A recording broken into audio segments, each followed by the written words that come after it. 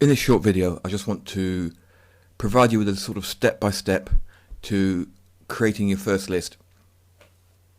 The 5 aspects of this we'll look at is going to be having a plan, building a list, building a relationship, build a buyers list, and segmenting your lists.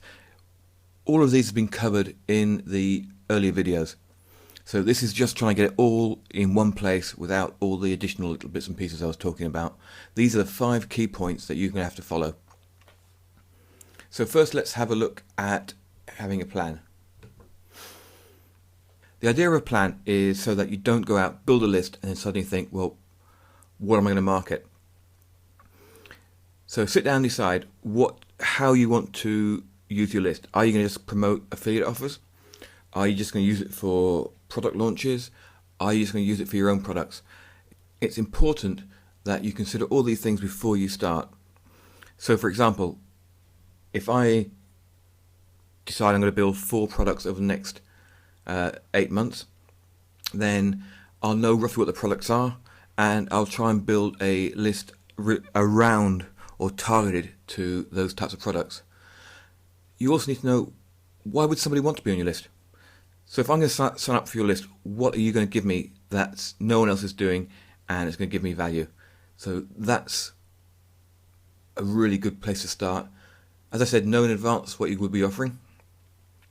Now, as part of your plan, don't be afraid to offer 100% commissions. If you offer 100% commissions, you're going to build a buyer's list.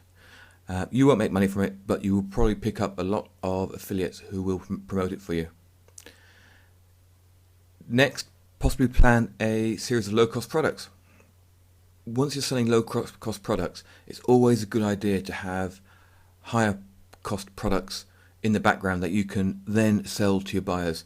For example, one-to-one coaching, membership sites, mastermind groups, $197 top of the really high-quality products. All those you should have as part of your plan. Now, it doesn't matter if it's a plan for 6 months, for a year, for 2 years, or for 3 years. I'm currently just over halfway through a 2-year plan. And I sat down and worked out last year, and I've got it mapped out, and I'm sticking to it pretty well. Not 100%, but pretty well. Now, know what you're offering. We mentioned this on the last slide. Now, it's really important. If you're going to be offering weight loss tips, say you're in a non-IM market and you're doing weight loss, you need to know that first before you start building your list, obviously, because you suddenly get a load of people on your list who are into bodybuilding, and you suddenly decide to change tack halfway through, you're going to lose your list. And you also need to be sensible about this. Don't look for lists that are going to be too small. If it's really small, micro niche, then it's probably not worth considering doing a list. On the other hand, if it's a massive list, if it's a massive niche, you need to work out are there any little sub niches. One of the things I hear all the time is, I would never go into IM because I would never go into the IM niche because there's too much competition. No, there's not. The IM niche is so big, you can become a well-known expert in one particular area quite easy, because there's not a lot of talent targeting some of the different types of niches. Say, for example, website flipping. It's probably just 3 or 4 experts in website flipping.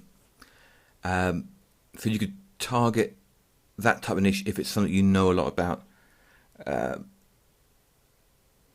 Just think what you do on a day-to-day basis, and you'll pretty soon come up with lots of really useful niches. Once you have your plan in place and you know exactly what you're going to do, then it's obviously time to build your list. So by now you should have decided what type of list you're going to build: buyers, targeted, or free list, or even a combination of all 3. I know I've pushed strongly for doing targeted and buyers lists, but when you're starting out, free lists are an easy way to go to learn the ropes. Where possible, go for targeted or buyers, but don't discount free completely, but just be aware of the weaknesses in building a free list. When you build a list, you got to remember the number of people on your list means absolutely nothing. You can have 100,000 people on a list and not be able to make a living out of it if you haven't built your relationship. What really means a lot is the number of buyers on your list. If you have a list with a lot of buyers, then a 1,000 list of buyers will probably outsell your burnt out 100,000 list. So concentrate on looking after your list and looking after your buyers. Treat them how you want to be treated.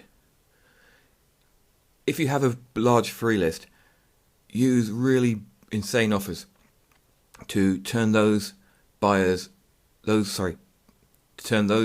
prospects into buyers.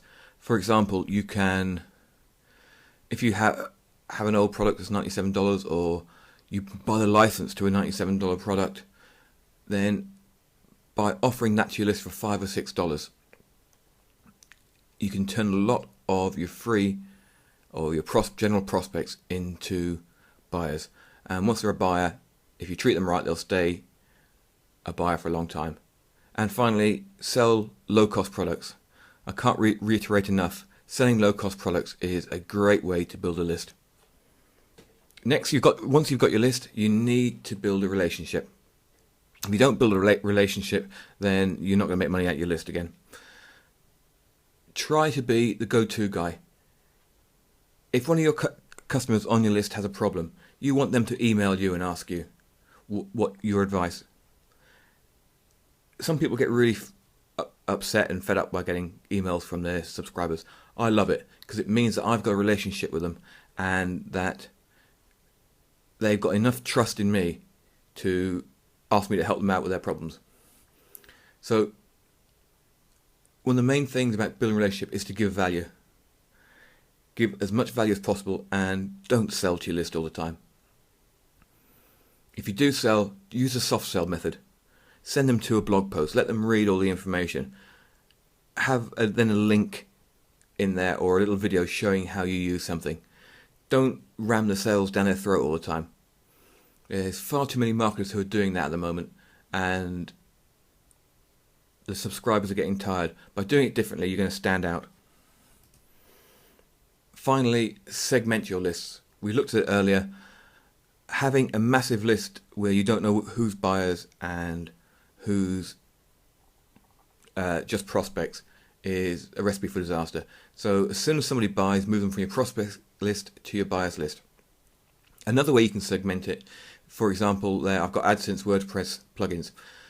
If you have a list of prospects and they signed up to your course, or they signed up for, say, a free report on website flipping.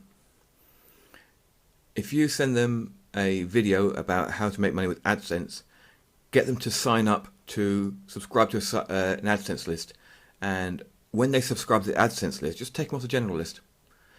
If you remember, within Aweber you can do it automatically. So when they sign up for one list, they can come off another list. So then you can have a list of people who like AdSense, and you can have a list of people who like WordPress, and you have a list of people who actually don't mind buying plugins for WordPress. And then when something comes up that might suit them, rather than email the whole list and alienate people, email the people who like WordPress, email the people who like AdSense, email the people who like WordPress plugins.